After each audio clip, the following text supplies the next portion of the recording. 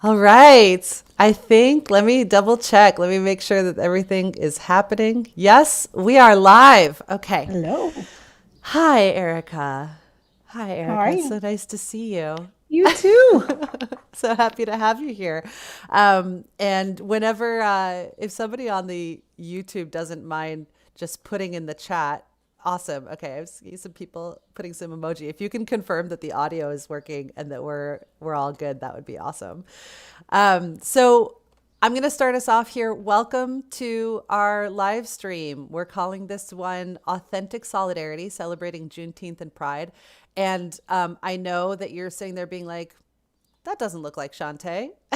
um, Surprise. We're actually mixing it up a little bit. And Shantae had unfortunately had a little bit of a family emergency. So we are holding her and her family in the light, hoping everything goes completely smoothly and that everything is okay.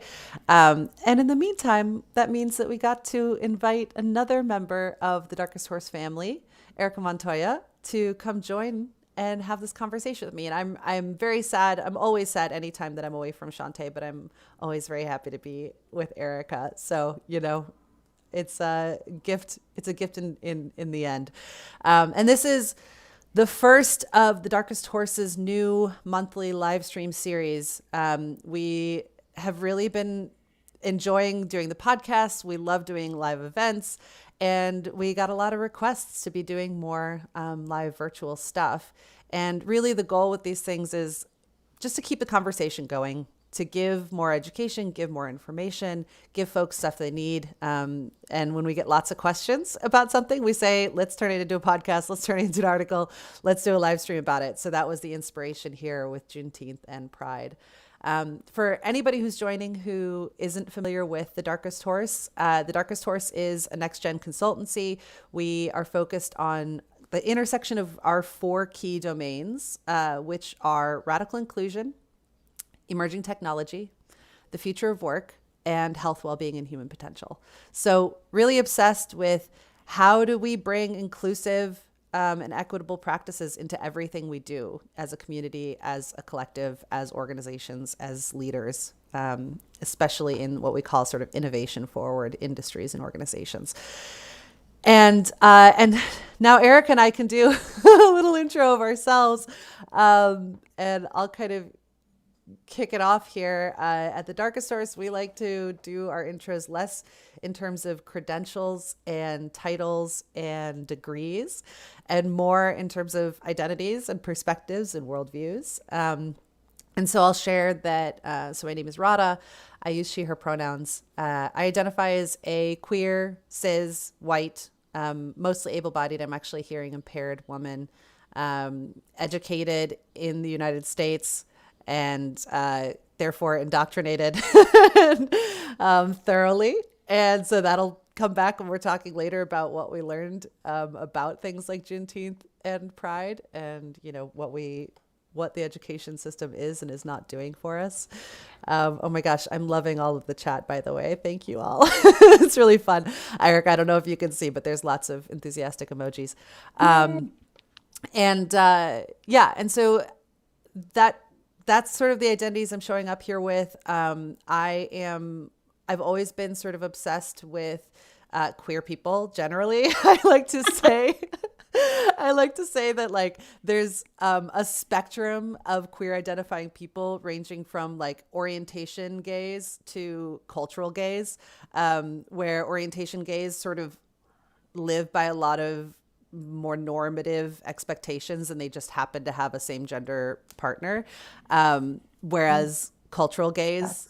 love gay culture, right? I joke that like I love coffee shops, but I especially love queer coffee shops, right? I love salons, but I especially love queer salons. I love bowling, but I especially love queer bowling, right?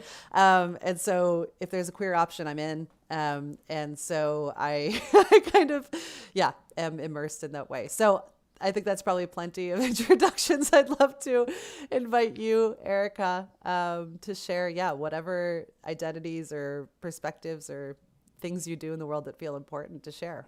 Sure. Thank you for having me. So excited to be part of the inaugural live stream series, and thoughts of Rich Shante, and sending lots of love and light to her and the fam during this like tough time. So I'm a big fan of your way of introduction because the credentials and degrees feel very little. And so it's super helpful. Identities feel like quite a few. Also, cisgendered, hetero, Afro-Latina, Latinx, Negra, Afro-Colombiana. I have Colombian descent, and hence why I'm repping today, as Colombia will be playing Venezuela later today for the Copa America. And able-bodied. I'm also a mama of two. I'm a New Yorker, born and raised in Corona, New York, which, also part of like the epicenter of the epidemic this past year. So, and first generation. And I am not queer, but I do have a queer friend. No, I'm kidding. I mean, I do, but I'm kidding about that. And I'm trying to think of anything else, things that are important to me. I think Latin culture, I think intersectionality, huge, right? Really bringing that into conversations. I think for me, being able to show up as our full selves more and more is really important. I think there's so many ways where that doesn't happen, and identifying as a brown woman and thinking about a lot about erasure, right? When you talked about education, so maybe I might say miseducated here in the United States, right? And thinking a lot about the erasure that happens there. There is constantly a lot of unlearning and like new things to learn that are happening. And I'm sure that's true for so many of cultures. But and think of the melting pot that the US is, or like thinking about like how we put in pedestal like the model, or like this isn't the American way, and often we forget about our history when we say that, or we try to ignore our very bloody history when we say that. So there's a lot that I am constantly unpacking, and especially particularly now as a parent, thinking a lot about what I'm unpacking about like being able to parent very intentionally, not always feeling so great at it. And so like really tough, but that is a lot of what I am bringing into and thinking about like what I'm passing on to my kids, both like historically, culturally, and also I think a lot about like liberatory practices, like what does that how do I bring that into spaces? And so that is like that is where I'm at, and like where I am in exploring and thinking about other identities that I might be taking on as I evolve. And so that's kind of a little bit about me. Yes. Yes. All of that. Perfect. Beautiful. Thank you. Yeah, what I'm in hearing you do your intro, I'm like already noticing all of the way. I'm like suddenly anxious about time because I'm like, oh, I want to pull every single one of these threads, like there's so many pieces about, these holidays and identity and erasure, and like who is included and who is supported and who is spotlighted, and, like all of that we could, and we do. I was like, we could go on a great, like that was, we do. It's not usually on live stream. Right.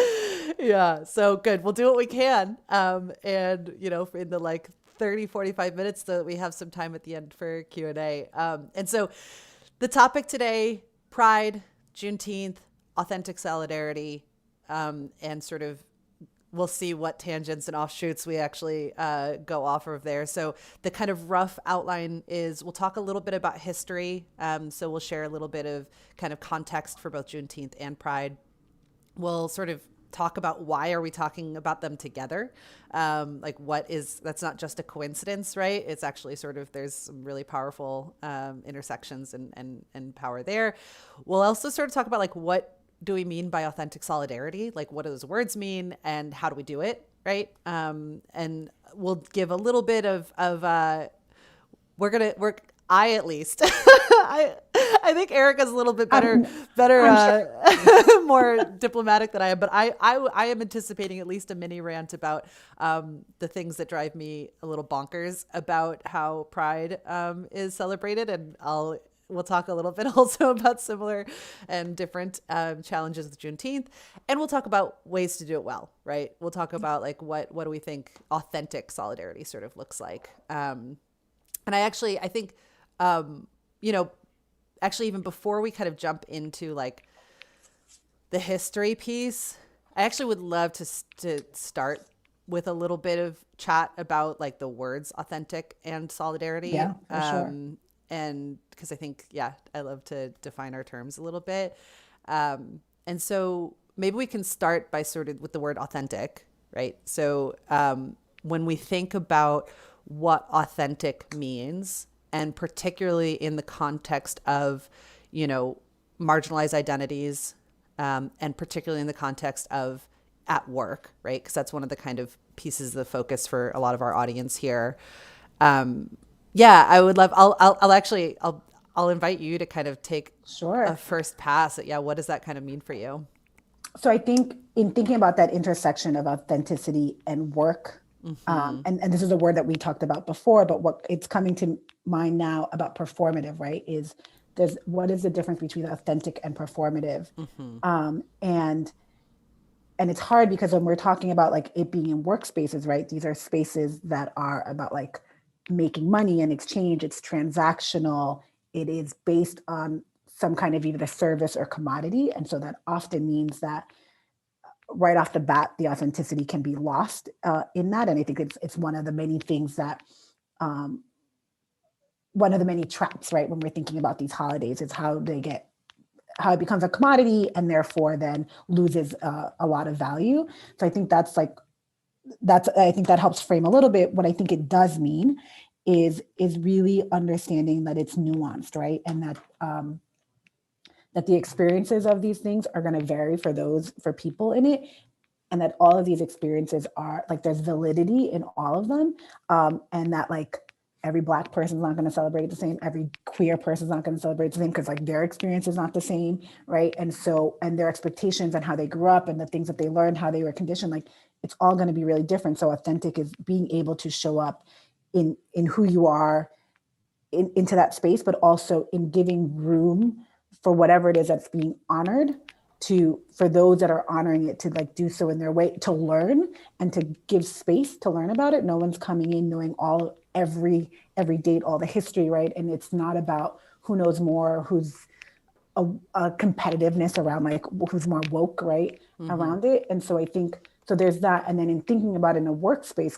like culture is, what are the stories that are being shared about this? Like how much space is being given to have conversations? If you're going to raise this as something that is either being celebrated or honored, is there being space built into for people to learn about it, to have conversations, to have more than just like, you know, happy whatever day, like something that's more than surface? Is there room to develop that? And how is that being supported? And in supporting room for those conversations, are you then also supporting the things that might come up? Right? Are you supporting the questions that might come up or the difficulties that people may have in expressing it, or the fact that for some people they may not engage? And what does that mean? Right? So those are some of the things when I think about like authenticity around that and around solidarity in general, right? It's not about having all the answers and being able to come in and say, I don't know this. And in some cases, I don't know what I don't know, but I want to learn more, and being open and vulnerable and being met in that space. With like lots of care, and knowing, right, and this, once again, never ignoring your like the impact you may have, but just being like, I don't know, and maybe I don't know how to do this well, and also having care that you're not asking someone to take on the labor of doing it for you, right? So there's a bit about like, I don't know, there's things I need to learn. Maybe you ask for some help, but there isn't an expectation that someone's going to like carry the weight for you in talking about some of these issues. Totally. Yeah. Yeah. Of course. Beautiful. I love that. And I think, yeah, some of the stuff that I want to like underline in that, right? You and I were talking, you know, in preparation for the session, which happened today, right? 3 weeks ago. Yeah. Right. Cause Erica this is all, emergent, which, you know, we roll with it. But we were talking about our own identities, right? And what it means, you know, what authentic even means, not just for like everybody out there listening, you know, all of our sort of audience and the people that we come into contact with, but even just for the two of us, right? That, you know, like you said, these identities are not monoliths, right? There is not one Black community. There's not one BIPOC community. Oh my God, I go crazy when people say that. there's not one queer community, right? Like it is a group of folks. This is why the LGBTQIA plus community is all of those letters, right? Is because it is actually a bunch of different people with different lived experiences, different perspectives, different lenses, different worldviews that are finding solidarity, right? Which we'll kind of get into like what solidarity will in the next topic. But you know, I think a really important part of authenticity to me is like recognizing those lenses, right? And recognizing which voices and which perspectives and which worldviews and which educations and et cetera, we're kind of showing up with. And I think, you know, specifically, I'll say like, I am queer and female and cis, right? And white, right? And so my experience, especially of something like Pride, is not the same as a Black trans person, right? And that's really important. And so I actually think that like a really, really big, I've been saying the word humility like 100 times a day lately. But I think that humility is really important. And recognizing that like I'm showing up and I'm showing up like with my identities in hand, right? And intentional allyship, because I also think that like authenticity is about those kinds of lines, right? Is like what am I showing up representing as a part of my lived experience, and what am I showing up like valuing, you know, and supporting and finding that solidarity with, and which, you know, I think I'll kind of smoothly transition us into, yeah, how does that kind of show up? How does that play with solidarity? Which I think when I think about solidarity, the words that the like word cloud that produces include collectivism and allyship and unity, you know, and sort of like this agreement of feeling or action, right? Not necessarily of the same cloth or whatever, but like that there's a common interest, that there's a mutuality, that there's support. And I'd love to hear, yeah, if there's other thoughts for you around like what solidarity sort of means to you. I mean, you know, in saying that, when we were talking about identities, and, you know, when I was saying before, like, whereas identify as Afro-Latina and Negra and Black isn't hard for me to say because of like owning Blackness, right? Like, because that's why I said I could easily say Negra, but often it's still a struggle, right? Like since I was a kid about Black, because I've always associated Black with like African American experience, right? And my parents are from Colombia, and while my mom is Black, right, she's from Colombia, so the history that she grew up with, what she came knowing, right, wasn't U.S. history. And so therefore that is often how I think of like Black as like, you know, that history. It is still part of my experience of having grown up here, first generation born and raised, right? And so sometimes that is like complicated for me and thinking about that, right? And also I am not very dark, so I have to also, like, I am mindful about like how I present, how I show up, how people see me, like very well aware of that. And so those are things that I'm like very conscious of in that. And so that is important for me. And when I'm thinking about my solidarity, because while I may identify, as I said, as Negra, the experience of my Black sister, who's, you know, many shades darker than me, is going to be very different in how she's perceived, right? And I need to be aware of that, and that I can't equate then like, oh, you know, our experience is the same. There are things where it is going to be very similar, but I need to be really aware of that. And so that for me, I think solidarity is about that awareness, and awareness about those nuances. And it's not about wanting different things, but how we're perceived, and therefore how we then experience our worlds, right, is based on a lot of that. Maybe we won't see it in our lifetime. Maybe my kids will see it, right? As we think, as those things start to shift and we think more about like what our needs are, and think about liberatory practices, and are able to find ways to really live those principles, may not be so significant in how people experience us.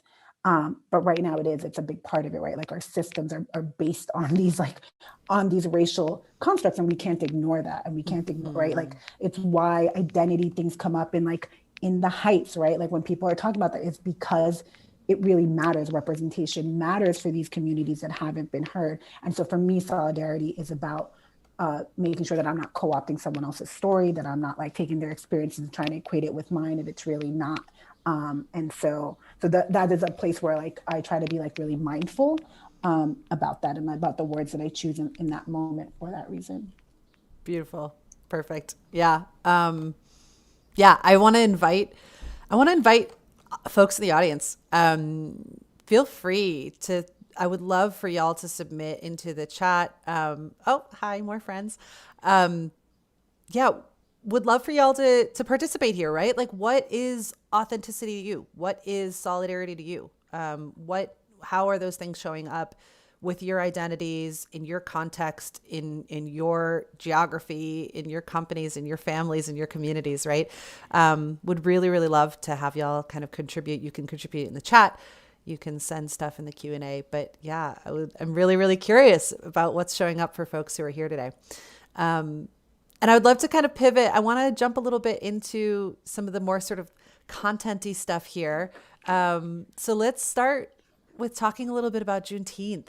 And I'd love to start with maybe a brief history lesson, because I Sure. think that this kind of education is, I think you mentioned earlier, right, that like we're not learning this stuff in school. I think they're starting to recognize it as a national holiday, and so it's starting to get taught in schools, despite the fact that there's all this hubbub about critical race theory, which we'll get into during the rant phase. But a lot of the folks that are on this call probably don't Yeah. actually know. So I don't know if you It's want okay to. to not know. And Yeah, like, totally. I think I'd want Everybody to say starts at like, zero. right, like it's okay to not know and I don't think anyone should feel shame like, oh, should I have known? And I think that is one of the first things that I thought about. And as I, like talked about this with friends, it's like some people don't know, but so we'll start. So it is known for some as Freedom Day, Liberation Day, Emancipation Day, Jubilee Day, Second Independence Day, or most popularly Juneteenth, because it's celebrated on June 19th. And so it signifies the emancipation of enslaved people in the US.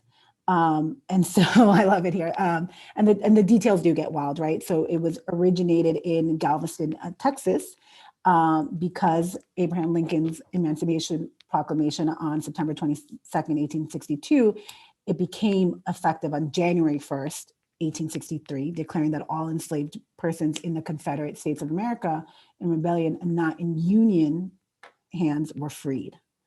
And so from there, I mean, how many details do we want to give? I want to make sure that, and also being mindful of time. Yeah. Well, I mean, yeah. I mean, I love the like Yeah. absurdity of the story, right? And I Yeah. think there's a ton of Yeah. details. You're right. All right. I'll And I continue. we put a lot of research in there, but like, No, I know. yeah, But go we'll get ahead. I into it. mean, So whatever. I'll go ahead and keep sharing. Yeah. And so then you have the enforcement of the proclamation generally like relied on the advance of Union troops. So Texas, as the most remote of the slave states, had seen an expansion of slavery and had a low presence of Union troops as the American Civil War ended. So enforcement there had been slow and inconsistent prior to Granger's announcement. So the more isolated geographically, planters and other slaveholders had migrated into Texas from eastern states to escape the fighting. And many brought enslaved people with them, increasing by the thousands the enslaved population in the state at the end of the Civil War. And although most lived in rural areas, more than 1,000 resided in both Galveston and Houston by 1860, with several hundred in other large towns. And then by 1865, there were an estimated 250,000 enslaved people in Texas.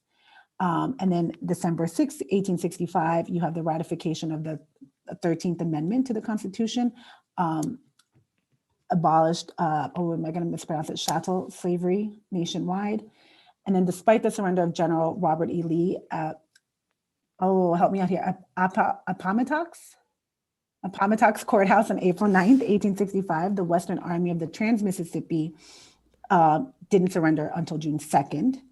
And then on the morning of Monday, June 19th, 1865, Union Major General Gordon Granger arrived on the island of Galveston, Texas, to take command of the more than 2,000 federal troops recently landed in the Department of Texas to enforce the emancipation of its slaves and oversee a peaceful transition of power, additionally nullifying all laws passed within Texas during the war by Confederate lawmakers. Awesome. And hence, you have the beginning of Juneteenth, an early recognition and celebrations. So a celebration of June 19th was coined Juneteenth and grew with more participation from descendants. The Juneteenth celebration was a time for reassuring each other, for praying, and for gathering remaining family members. Juneteenth continued to be highly revered in Texas decades later, with many former enslaved people and descendants making an annual pilgrimage back to Galveston on this date. And so like where we are now since that time is it is starting to become a corporate holiday, which I get so many feels. Yeah. Offering PTO to employees. Some examples include Target, Google, Nike. And then Congress on Wednesday passed a bill recognizing Juneteenth as a federal holiday.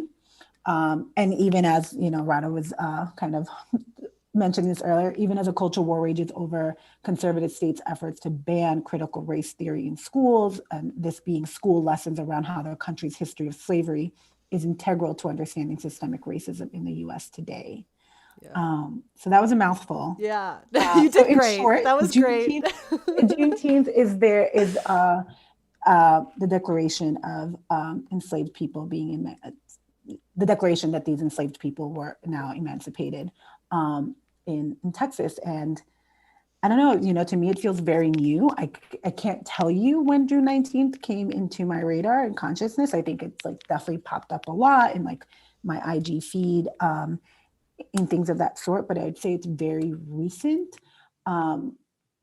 which, I think it makes me, it's infuriating. It's a little sad. It makes me wonder what the experience of others are around that. And like, I've got lots of mixed feelings about what that means and what that may mean for folks who didn't know about it, especially for Black identifying folks who maybe also felt like, oh shit, I didn't know this. Mm-hmm. And so like, what does that mean? What does that say about my experience? What it says to me is the erasure of history is what it speaks to foremost for me.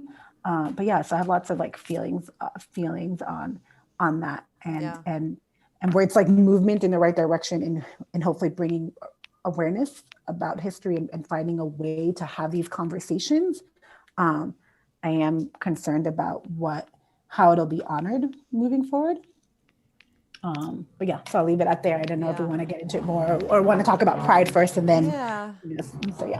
Well, I mean, the one thing that I do want to say about the sort of history piece for Juneteenth is like, for me, one of the things that feels really important for both sort of holidays that we're talking about, but I'll say kind of specifically for Juneteenth, is really recognizing the slow march of all of this, right? Like, I think that one of the reasons that I think the story of there being years of time between sort of emancipation and the actual freeing of slaves and of enslaved people, like that feels really important. Not just as like, oh, wow, what a wild time it was before the internet where like it took a long time for information to be traveled, but like that's also sort of continued, right? That like it wasn't just like poof, there's legislation and suddenly everyone's free and racism has a big win, right? And we see this the same with like marriage equality. It's like, it's not like marriage equality is passed and suddenly queers everywhere can be out with abandon. It's like there's so many ways that these entrenched, like even when the legislation changes, that like practices, beliefs, and in the case of Juneteenth, like actual liberation and actual emancipation didn't happen for a long time. So I kind of like it makes me, it's like one of the pieces where we point to saying like, yes, celebrate progress, but let's not pretend that progress is more than it is, right? That there's still a lot of pieces here that are in process, and really kind of being, again, it's a form of humility, I think, of like where we actually find ourselves in time, if that makes sense. Yeah, and then a friend of mine said, maybe one of the reasons it hasn't been so widely celebrated, or like why it doesn't feel so right in the moment, is because that freedom is still maybe not real. It's still not real for many, right? It's like, so there's a lot there that still hasn't happened. There's still so much more around that because it's so deeply rooted into our systems. And so there is, there's something to be said about that as well. Totally. Yeah, I'm gonna like uh interrupt us for a second. And specifically, I want to invite folks to go onto the Mentimeter. So it's menti.com and you put in this code 77317185. Go ahead and submit. What do you do, or what does your organization do to honor, recognize, celebrate Juneteenth? I want to like get folks sort of popping stuff in there while we start talking about Pride, and so that we can kind of like revert back to it a little bit later. But go ahead and this will be in there. This is the question that you can go in and submit those questions to. And I'll kind of pivot us a little bit, and I'll tell a little bit about Pride history here. And, you know, and then we'll kind of like talk a little bit about like overlap and what's beautiful there. So Pride is officially sort of recognizing the anniversary of the Stonewall riots, right? So in the 1960s and preceding decades, it was like not a super chill time for LGBTQIA plus identifying folks, right? Super unsafe to be visible, and like the very boldest of my queer ancestors and elders gathered in the few small places of refuge where they could express themselves, right? Where they could be out and they could be seen and they could be in community. And the Stonewall Inn was one of those gathering places. It was in New York, and it's described as a small, shabby, mafia-run bar. So most of these kinds of organizations in these bars and the queer-friendly spaces were actually mafia-owned, both in New York and Chicago, and probably a number of other cities. And it had a pretty like mixed crowd. It was actually racially mixed. There were drag queens, there were gender nonconforming folks, there were, you know, a lot of gay men, but not exclusively. I think people have this image of it being mostly gay men. And what's actually kind of really cool is in its roots, it was not exclusively quite so, you know, again, monolithic.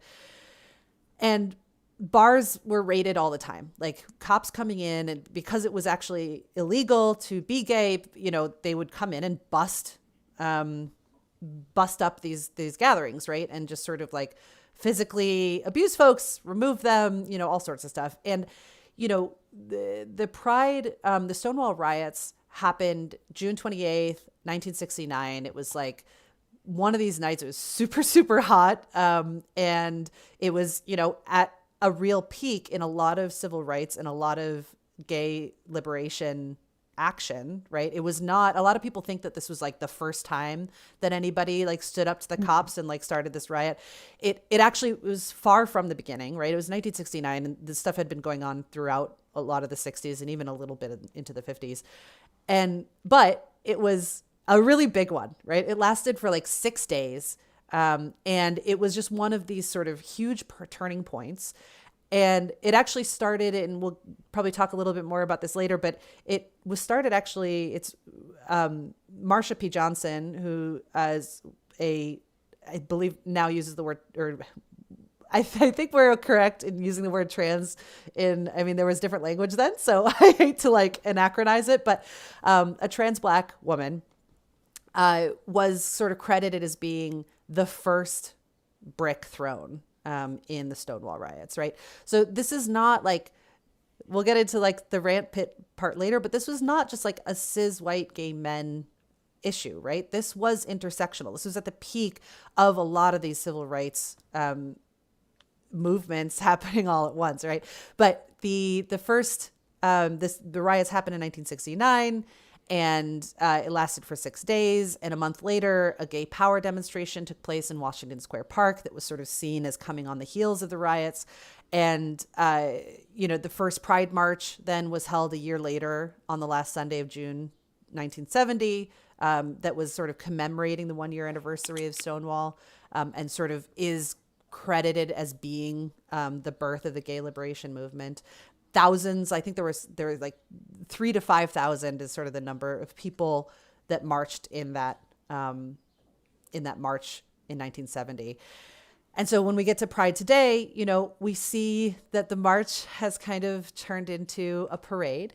It tends to be a lot more on the celebration end, rather than the sort of riot end.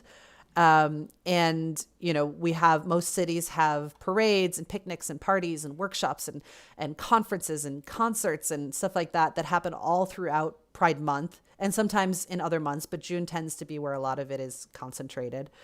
And, you know, COVID, of course, kind of ruined literally everything. And so last year, there was a lot of really interesting, especially right after George Floyd's murder, a lot of really interesting types of, like, we were actually back to protesting, right? We were back in the streets. And it was really kind of amazing because it felt like we were getting back to like the truth of what Pride is meant to be in some ways. And this year has been really interesting to see what parts we've kept and what parts we've sort of gone back to a sort of, you know, to your earlier point, pretty capitalist and sort of whitewashed a version of Pride. And there's tons of really lively debates going on right now about like who Pride is for and who should be at Pride. Like, should we allow police at Pride? Should the like kink and leather community be at Pride? Like, should it be children friendly? Should it be, you know, like what does that look like? And I think this is where this question of like solidarity for me sort of comes back, is like, how do we actually think about this as a civil rights movement, right? As action. And what is that? Where do we kind of place ourselves in that history? So that's kind of the like story of these things. I don't know if you have anything. Yeah. I mean, I think that there's a couple of like interesting things, like when you said, right, in thinking about these spaces as being mafia owned, right? So like mafia owned, underground, criminalized, seedy is what comes to mind. And what it means, right, to have this behavior, right, be associated with like criminalization, right? And what like the intersection that happens there, right? The intersection of like informal markets, right? Like, just, so that was like something that just came to me, and like thinking about like the connections there and what that means, and like how those things support each other and what, and then the other one was in thinking about how often the movement, or like when think of Pride, or like when I see Pride in New York City, right, walking through like streets of Chelsea or like West Village, right, it's like very white, cisgendered, right, men. And I think a lot of that is like, I'm not surprised that it was a Black trans woman that like threw the rock, right? Because who would have been the most fed up in those spaces, right? Who would have, in so many ways, right, their identities constantly being challenged, questioned, not acknowledged or ridiculed in one way or another, right? So not surprising that like this moment of being fed up, but then who would have been able to really move freely and rebel freely and openly, right? The most would be white men, because, well, yes, they had something to lose. This isn't about like oppression Olympics, right? This isn't about like who's worse off. It's just, where's your freedom to move in those spaces and therefore be seen, and therefore like then what gets seen, what gets shared as history, what gets then becomes iconic, right? Like all of those things about, once again, representation and like whose are the stories that we share, right? Like I think that is like what came up for me, and just thinking about like who would have been able to like really move easily, because if you've already got like with segregation and all of this, like of course they're going to be less likely to move, but the ways that they have to move and rebel are going to be in underground spaces, is cultivating their their culture elsewhere, and creating their own way of being in these other spaces, because they're not allowed to be seen in others, right? And so so those are some of the things that just came up in like thinking about that history, and those, and once again like in thinking about intersection and how complicated these identities are, right? And so why it's so hard when like just want to throw it all in a box in order to like, sell the Make thing, it easy. Yeah. yeah, and such. And so anyway, so that's totally. Yeah. No, I think that's exactly right. And I think, that brings us to like this part about like, why are we talking? Why is this Juneteenth plus Pride, right? And that, I think the answer is intersectionality, right? Is that like pretending like they're separate, like they're separate populations, like they're separate issues, like they're separate dynamics, I mean, these are human rights. These are civil rights. There's a lot of the folks who've made some of the biggest impact for both Black civil rights and queer rights have been Black queer people. I mean, James Baldwin is one name that I'll like evoke into the space, right? And these things are happening at the same time, right? We're talking about this. We're talking about a period of the 60s where all of this awakening, all of this shift, and it was a lot of the same. A lot of the same energy, right? A lot of the same logic, a lot of the same, obviously I'm not trying to conflate everything. Like there are very different issues. They're very real, and complexity is beautiful. And like, we're better off doing this together, right? We're better off not putting a crowbar between them, but instead saying like, these are all our issues. And that's where this solidarity piece comes in, right? Like we are stronger together. So I'm going to pivot us a little bit in the interest. I know, again, we're like getting into a time crunch because I really am excited for some Q&A, folks. Oh, and I'm going to do the thing again. Ooh, I love all these answers that are coming. I'm going to invite you now in the Mentimeter to go in and we have a new question up. So the new question is about what do you and what does your organization do to honor, recognize, celebrate Pride? So again, would love for folks to fire that Mentimeter back up and fill us in on that piece, and so we can come back to more details on that later. But we'll kind of pivot into like we'll keep this one, my rant will be a little bit shorter than maybe I may have dreamed. But we'll talk a little bit about like, what are the things that people do wrong? And like, what do what kind of grinds, I don't know what what irks us, grind? Right? Yeah, I don't know, something. It grinds our something. Yeah. It grinds it. Do you want to start with Juneteenth stuff, or do you want me to start with Pride stuff? Do you want to? I mean, I think with Juneteenth is, or my concern, because I think it's happened in some spaces, right? It's like anything, the commodification of it all, right? So like it becomes a commodity, it becomes something that we need to buy into, support only in like buying into. And once again, it's not about the conversations that need to happen. It isn't. And so where there isn't that built in intentionality, like that's a big issue for me.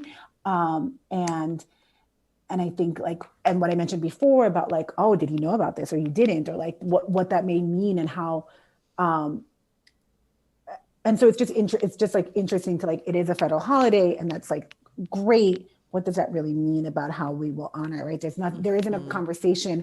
The nation isn't having a conversation. And like before making a federal holiday, are there some ways that we want to support the conversations? Like is the government saying like, we're going to make this a national holiday. Are we providing support to like our schools about how they talk about it, about the language that they use about it, right? Like, are we offering, like, this is now new for companies, right? Like, are we offering them some language about what this means and ways that they could either honor this or that like the different perspectives that their employees might be coming from and like what this may mean in different regions of the country, right? Like there's none of that. It's just like we made it for a holiday. And so for those that have no history in it, don't understand it or coming from it and I don't say that with blame or like any judgment, it's like, oh, so I get a day off? Like, do I get a day off? Do I get paid? What happens if I work? Like, am I supposed to do something? And so I think those kinds of things for me, it's just like, feels performative, right? Like this empty gesture of like, okay, so here, you got this, right? Like you got this. You're welcome. Like you complained like Black History Month was the shortest month. So here you go. You now get like one more day in June. Like, is that what this is? And so I think for me, that is probably where I'm at in it. And then, and it'll become another thing that like a sale because of this. I think maybe good for Black entrepreneurs and being able to like, now maybe their stories will get highlighted somewhere, or like maybe a big shop will be like, hey, you're Black and you sell stuff. Maybe we'll like, sell your stuff on this day. And so it can be helpful in that way. But once again, that's like that commercial piece. And that's just, I think part of like, that's a system that we operate in and it's how we give value to things. And so that's probably like, that's my concern around it. Yeah, totally. Yeah. I think both of my sort of two irksome things are totally parallel with the things that you're talking about. I think that your point about like mentioning Black History Month, I was like, that was the first thing that I was thinking about. I was like, is this another Black History Month where it's like suddenly we're just like, okay, Black people, like Black members of this company, that makes it your job, right, to tell us what we should be doing, to tell us like where we should look, you know, because we white people shouldn't be expected to figure this stuff out on our own. We should be looking to Black people to do that labor specifically for free, and specifically in a way that makes our company more money. So, and that like commercial piece is my really big Pride Month rant. And like, there's the rainbow washing is like bothering me more than ever this year. And I think specifically it's like the like companies that are changing their logos, and I'm gonna name some names. I'm gonna say AT&T, I'm gonna say Deloitte, CVS Health, Verizon, Walmart, Wells Fargo, like all of these companies who have decided to change their logos, change their, you know, do this like whole rainbow adventure. And they managed to get, you know, there's a thing called the Corporate Equality Index that the Human Rights Campaign does, that like assesses you, but they actually, there's like charts that are, there are parts that are excluded from it. So these organizations actually have managed to get 100% ratings on the Corporate Equality Index while they are contributing $10 million. There's like 25 companies that in total have contributed $10 million to anti-LGBTQ plus federal and state politicians over the last 2 years, right? So these are the same organizations. This is like CVS Health. Gotcha. Yeah, it infuriates me. It drives me bonkers. And so it's like, you know, the example of like CVS Health that received this perfect score, changed its Twitter avatar to this rainbow heart June cute thing. And they're like, we're so proud to sign this business statement opposing anti-LGBTQ state legislation. And then at the same time has supported anti-trans legislation in Texas, North Carolina, Tennessee, and like legislation that criminalizes providing gender affirming medical care to adults and children, right? To like, they're sponsoring, they're backing the co-sponsors of SB 1646, which is a bill that like changes the state's child abuse law to make it like to allow children to receive gender affirming medical care, right? So like, and so the bill is like challenging this, right? So it's like it just, I get really boiled about that lack of accountability, right? That it's not actually enough just to say like, yeah, we love gays, come buy our stuff, come to our, you know, whatever. It's you like, we have to actually back it up, right? We actually have the agency accountability to be working in support of equality, right? And equity and justice. And there's just like, I'm like, what are your policies? What are your, like, what is the gap here? And it makes me really angry. And it is, again, this sort of like extraction, right? That we're leveraging, you know, the appeal to extract from Black communities, right? We're celebrating Black businesses, but we're like, there's all these ways that we're extracting from Black businesses and Black people and from queer people and queer, you know. So that's my rant. Yeah, I mean, what I was thinking about was like, you know, Colin Kaepernick was like problematic until he was able to like, until then, you know, Black Lives Matter felt like it could also be commercialized or be used right in that vein. And so then all of a sudden it was okay. And it was like, we support, you know, and so once again, performative, right? Like what feeds, what's going to get us more followers, what's going to get people to buy stuff if I use this hashtag. And so it becomes this like marketing ploy. And so, so yes, I think like all of that. So it's like, it requires us to be really awake and be really aware and like really be thinking about where are we spending our money and like what are we supporting and what does that look like. And I mean, I get it's hard. Like I went to Target and I like wanted something for my kid. I was like, I don't know if I'm going to do anything for Pride, but like I was like wanted something for my kids to start like making the connection. And so like love is love, and like bought a t-shirt or something, right? I mean, their titi is gay and like they know like their titis are married and such, but just to also like be seeing it in other spaces, right? So that it's not just like when they go to titi's house, but like but even as I did, I was like, oh, like it's that things like I want to do it in support, but like how much is going to where? Yeah, or, like, what am I supporting? Spaces, like what am I really supporting and stuff like that. So it's just it doesn't mean that we should be in like paralysis and never making a decision, but like as we become aware of this, then it helps us shift, like, if our dollars is where we make our voices heard, like really be thinking about like where we're spending them.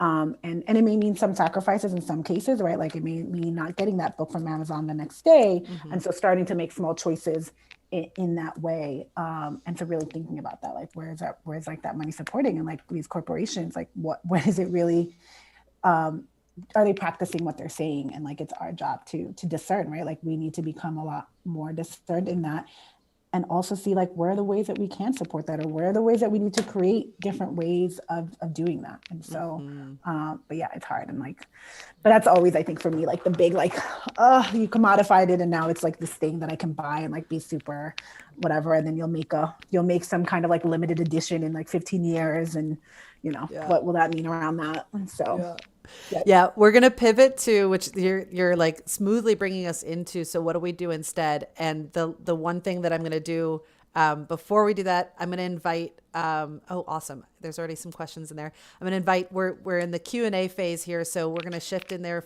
in just a second. But in the meantime, you can go back in the Mentimeter. You can submit your questions. You can up and down vote other people's questions. So keep that magic going, audience. The instructions are pinned at the top of the chat as well.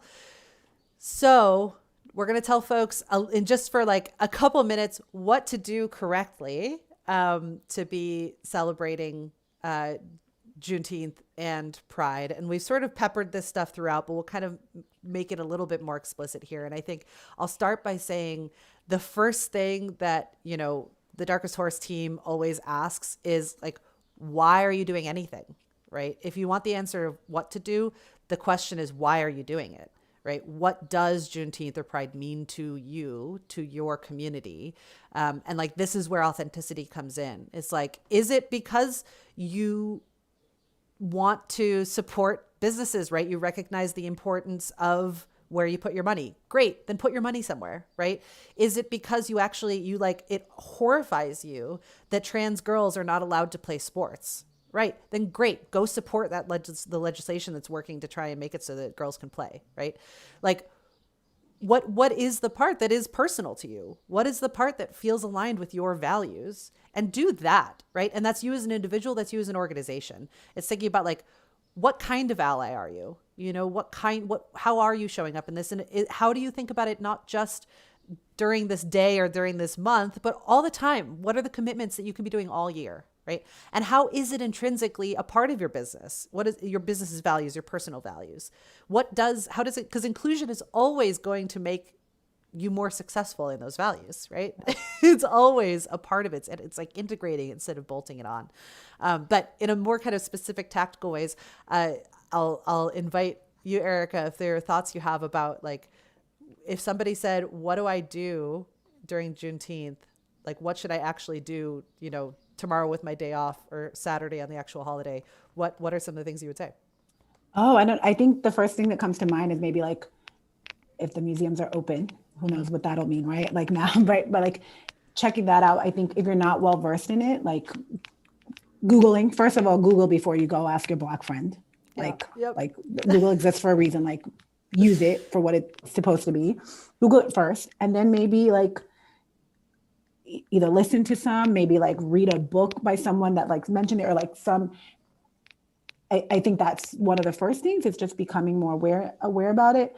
If you want to have a conversation, see if there's space for that. If there are friends that are like willing to have conversations about what this means, like whatever it is. And then I think for organizations, it's also create space. Like you are going to have to find ways to support those conversations, whatever that may mean for what your organization is.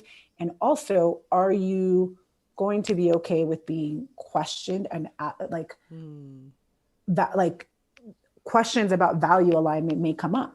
And so like you need to be prepared for that. And it may not mean that doesn't mean you have the answers, but that you are, you know, proactive enough in thinking about what's the support system I need, that like, if I'm going to introduce this may be absolutely new to you, and that's okay. You don't need to know all the answers, but you need to know where to be able to go to provide that. So really thinking about what that is are the first things. But like as an individual, I would say like, go to a museum, check it out. Like for Juneteenth, check out a museum, LGBTQ, like, you know, what's the history, and find something that like really calls to you there. Maybe it's listening to a speech, You can find those on Spotify. Maybe it's like putting like something about that and like, and honoring it in that small way.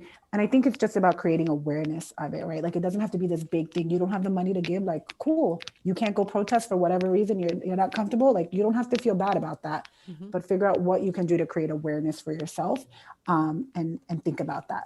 Totally. Yep. I think that's all perfect. And for what's fun is that I am going to be spending Juneteenth, or tomorrow, the day off, in honor of Juneteenth. My mother and my sibling and I are going to go to the Obama portraits are at the Art Institute. So we're going to go see them, and we're going to see the Bisa Butler exhibit that's also at the Art Institute of Chicago, which I've already actually seen it once. It's breathtakingly wonderful. Anybody in the Chicago area, highly recommend checking out the Bisa Butler exhibit. It's really breathtaking. So those are some of the things that we're going to be doing, and I love all of the suggestions. I think, putting your dollar, and I'll say the same thing for Pride, right? Is like supporting LGBTQIA plus owned businesses, right? Like hiring experts, not just expecting your queer community members to do the labor, but like folks who are already volunteering to do this, right? Let's hire them and compensate them, in one way or another to support it, to honor it. Donating is great if you can do that. I absolutely agree with, I went to the queer bookstore in my neighborhood and got this book called We Do This Till We Free Us. It's an abolitionist organizing and transforming justice book that I just picked up today. I biked over there. So do these things, read this stuff, get yourself educated. And I am also noticing that we completely didn't leave time for the Q&A. So what I'm going to promise y'all, noticing what time it is, that we actually are going to have a series kind of following this. So what we're going to do is we're going to, we have a couple of articles that we're already in process about, like who belongs at Pride, what does it mean to police Pride, right? Both literally and figuratively. We are going to turn your Q&A and your reflections and stuff into a blog post that we will produce in the next couple of days. So stay tuned. We'll kind of share that, which means that you can go in and you can keep adding questions. You can keep voting questions up and stuff like that, because this isn't the end of it. And it's our first pancake, our first live stream. So next time we'll budget time a little bit better. So, but I really want to thank everyone. There's a ton of people on the YouTube. The chat has been wonderful. And Erica, thank you so much for being this angel that when, Shantae's emergency popped up this morning, you were ready to just jump in and take a break from your otherwise bonkers day that I know has a million things to come and talk to me and for this group of folks. So thank you so much. Really. Thank you. Yeah. I feel and thank you for, honored. like, saw the comments really quickly. Yes. Authenticity, I think, is hard because we're conditioned to only show up in very certain ways. So for the 14-year-old that was asking, show up as you are, however you are, without apologizing for who you are and how you feel. Is all I can say about authenticity. I know that was like an earlier comment, and it was like from a child still wondering. So I think that's a big one. Thank you all. Thank you. And thank you, audience. Hope to see you all very soon. Please feel free to reach out. hello@thedarkestsource.com if you want to give any feedback, ask any questions, or anything like that. And thedarkesthorse.com is where you'll find a ton more information and the articles that we're going to post and stuff like that. So thank you all. I'll actually just throw that in the chat really quick. Is the website. Thank you. And we'll close it there. Have a wonderful